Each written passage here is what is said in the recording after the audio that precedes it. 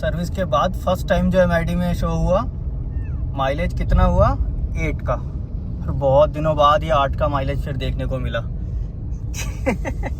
क्या बोलेंगे अभी देखो, अभी कह रहे थे कि सर्विस के बाद माइलेज बढ़ेगा और पहला जो शो हुआ है वो ये है जी। देखते हैं, मेरी ड्राइविंग तो वैसे ही है जैसे पहली थी, बस जैसे ही पहला शो हुआ मुझे लगा एक बार रिकॉर्ड करके दिखा देता हूँ। देखो जी 8.6 हो गया। सर्विस के बाद माइलेज वाकई में ड्रॉप लग रहा है मुझे। क्यों? देखो आप, MID मैंने उस समय ट्रिप कर दिया था और अभी 25.6 किलोमीटर गाड़ी चली है और ऊपर दिखा रहा है 9.9 का माइलेज। 9.9 वाला तो मेरा केस कब का जा चुका था, ये दोबारा से वही माइलेज आ गया मुझे लग रहा है, वो पहले वाला जो स्टार्टिंग वाला था। लेकिन हाँ, पहले से अब में थोड़ा डिफरेंस है चलने में, वो बता दूं क्या। वो जो ट्रिप थी उससे पहले वो उसमें AC का कम यूज़ हुआ था क्योंकि मौसम थोड़ा सा ठीक था और पहाड़ों का भी ट्रिप था, और इस टाइम पे मैंने AC ऑन किया है। देखो ये AC ऑन है।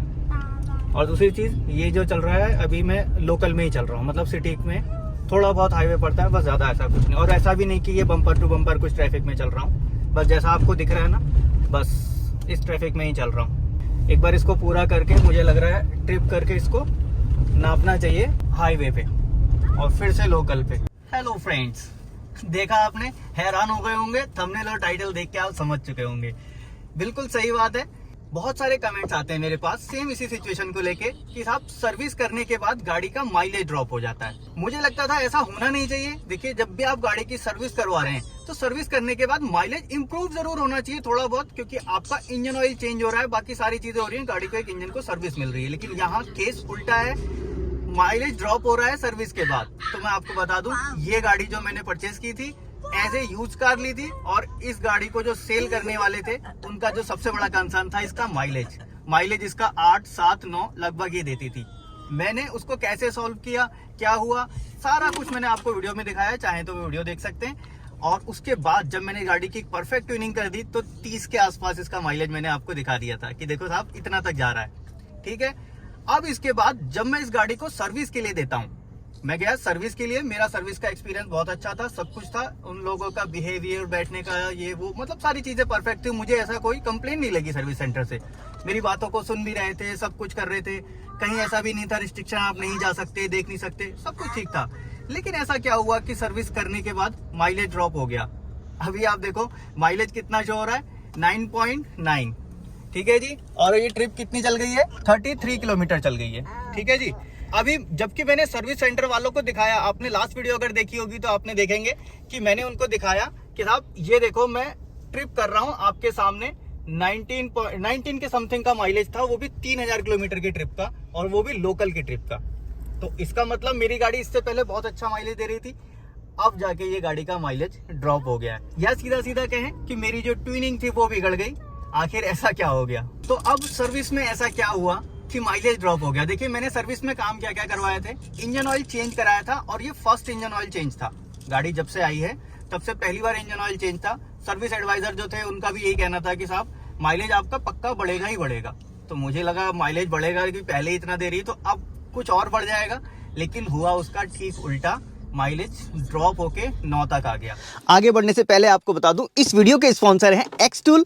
एक्सटूल एक ऐसी कंपनी है जो डायग्नोस्टिक टूल बनाती है कार को स्कैन करने के लिए। और मेरे पास जो इस समय डिवाइस है H6 Elite, और ये डिवाइस पूरी तरह कैपेबल है गाड़ी को प्रोग्राम करने के लिए प्लस साथ में स्कैन करने के लिए। और एक्सटूल ऐसे डिवाइस बनाते हैं जो सिर्फ इंडिया में नहीं पूरी दुनिया में जाने जाते हैं, और एक्सटूल के अपडेट की वजह से एक्सटूल नंबर 1 कंपनी बनती जा रही है। तो अगर इसके बारे में ज़्यादा जानना चाहते हैं या कोई मल्टी ब्रांड गैराज चलाते हैं तो एक्सटूल ले सकते हैं, और ज़्यादा इन्फॉर्मेशन चाहते हैं तो डिस्क्रिप्शन में वेबसाइट दी हुई है, वहाँ जाके सारी चीज़ें चेक कर सकते हैं। अब चलते हैं आगे। मैंने जो काम किया देखो मैं आपको गिनवा दूं क्या किया। ऑयल चेंज मैंने आपको बता दिया, ऑयल फिल्टर बता दिया, एयर फिल्टर उनका ही रिकमेंडेशन नहीं था चेंज किया जाए, क्योंकि जब उन्होंने खोल के देखा तो बोला साहब एयर फिल्टर तो बिल्कुल क्लीन है, क्योंकि मैं गाड़ियां जो रखता हूँ उसको बिल्कुल मेंटेन रखता हूँ। एयर फिल्टर बिल्कुल क्लीन था, एयर फिल्टर चेंज करने की कोई नौबत नहीं आई। उन लोगों ने स्पार्क प्लग खोले। स्पार्क प्लग खोलने के बाद उनका ये कहना था कि साहब इसको हमको सेट करना पड़ेगा। देखो जी, सर्विस सेंटर है तो हम उनसे आर्गुमेंट नहीं कर सकते। और दूसरी चीज, मैं जब सर्विस सेंटर पे गया ना तो मैंने किसी को नहीं बताया कि मेरा प्रोफेशन क्या है, मैं करता क्या हूँ, कुछ भी नहीं। मैं सेम ऐसे बन के गया था कि मैं एक आम कस्टमर हूँ, मुझे कुछ नहीं मालूम जी, आपकी गाड़ी है, टाटा की गाड़ी मैंने ली है, आपके यहाँ सर्विस करने के लिए लेके आया हूँ, सर्विस कर दीजिए। उन लोगों ने सर्विस की। और एक और पॉइंट था, मुझसे ना थोड़ी लेट हो गई थी सर्विस जाने में। लेट क्या हुआ था, किलोमीटर के हिसाब से 15,000 किलोमीटर की जो सर्विस थी वो मुझे करानी थी, 15,000 किलोमीटर पे ही मैंने कराई। लेकिन जो टाइम शेड्यूल था ना वो थोड़ा सा आगे बढ़ गया था। टाइम मतलब जो 1 साल के अंदर होनी चाहिए थी वो थोड़ा सा आगे हो गया था। इस वजह से उन लोगों ने मुझसे सर्विस के भी पैसे लिए। बोले साहब ये लेट हो गया है ना, इस वजह से हम आपको सर्विस के पैसे चार्ज करेंगे। 1600 रुपए कुछ सर्विस का चार्ज था। लेकिन फिर उन्होंने मुझे डिस्काउंट वगैरह दिया तो कहने लगे 1600 रुपए चार्ज हम आपको पूरा तो नहीं करते हैं, एक काम करते हैं, जो हमारा कूपन जाता है, जो वहाँ कूपन रिजेक्ट हो जाएगा उसके जो पैसे हमें आते हैं लगभग वो हम आपको चार्ज कर देते हैं। तो मेरे ख्याल से 800 रुपए के आसपास समथिंग कुछ रहा था, वो उन्होंने मुझसे चार्ज किया। और उसके अलावा मुझे कॉम्प्लीमेंट्री मिले, मतलब एक गिफ्ट दे दिया छोटा सा, एक टाटा का क्लीनिंग किट।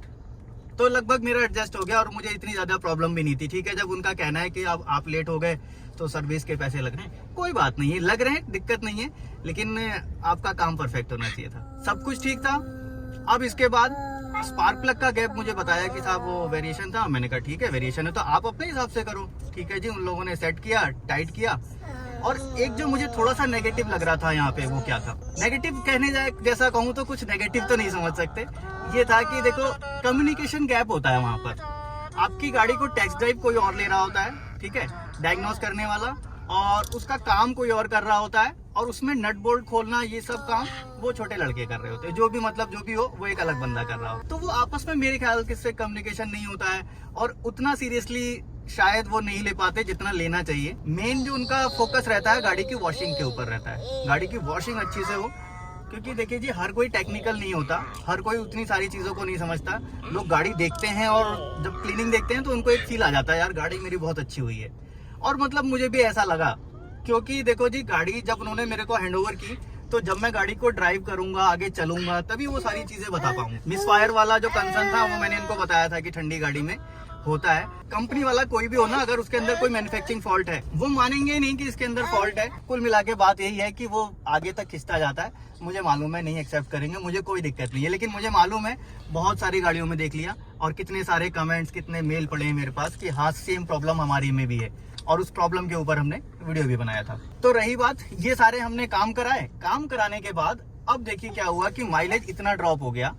ड्रॉप होने के बाद भी मुझे ऐसा लग रहा है कि ठीक है जी, अभी तो ये लोकल में आया हूँ, मैं यहाँ से यहाँ तक ही चला हूँ, तो शायद कुछ मुझे ऐसा लग रहा हो। तो मैं एक बार इसके लिए श्योर होऊंगा कि श्योर कितना माइलेज निकलता है। इससे पहले जब मैंने माइलेज ट्यून कर लिया था, पहाड़ पे और हाईवे पे दोनों पे माइलेज चेक करके दिखाया था आपको। पुरानी वीडियोस में आप देखेंगे तो समझ जाएंगे। पुरानी वीडियोस में लगभग 20-22 के आसपास ऐसा कुछ MID में शो हुआ था पहाड़ वाली ट्रिप पे। ठीक है जी, और अब मैं फिर से ये काम करने जा रहा हूँ। मैं जा रहा हूँ यहाँ से पहाड़ की ट्रिप पे, गाड़ी को नोट करूंगा और फिर चेक करके अगर उस समय माइलेज में वेरिएशन आता है तब मैं सर्विस सेंटर वालों को बोलूंगा, और या फिर अगर कोशिश करूंगा कि खुद से अपनी ट्यूनिंग को दोबारा करूं जो मैंने पहले की हुई थी। फिलहाल आज की वीडियो में सिर्फ इतना ही था। वीडियो बनाने का मेरा मकसद ये था कि ये सारी चीजें मैं लोगों को बता दूं, क्योंकि कुछ चीजें ऐसी होती हैं जो अंदर ही अंदर रह जाती हैं। लोग एक दूसरे में बात करते रह जाते हैं, वो हाईलाइट नहीं होती। मैं एक्चुअल में हाईलाइट करना चाह रहा था कि सर्विस के बाद पंच का ये माइलेज गिर रहा है और ये एक्चुअल में प्रॉब्लम है। तो उस चीज के लिए जो भी काम होगा वो लोग कर पाएंगे, और मैंने आपको जेन्युइन जो भी था वो आपको दिखा दिया। और ऐसा भी नहीं कि श्योरिटी है कि यही माइलेज है जी, हो सकता है कि मैं पहाड़ पे चलूं तो अच्छा माइलेज आ जाएगा, तो वो भी आपको आने वाली वीडियो में मिलेगा। एक बार मैं श्योर हो जाऊं कि सच में माइलेज गिरा है या नहीं गिरा है, उसके बाद मैं फिर डायग्नोस करूंगा आखिर ये क्या प्रॉब्लम है, क्यों है, कहाँ गलती हुई, कहाँ चूक हुई और कहाँ मेरी ट्यूनिंग बिगड़ गई। वो सारी चीजें भी आपको आने वाली वीडियो में मिल जाएंगी। मिलूंगा नेक्स्ट वीडियो में ऐसी किसी जेन्युइन और इंटरेस्टिंग टॉपिक के साथ। Thanks for watching.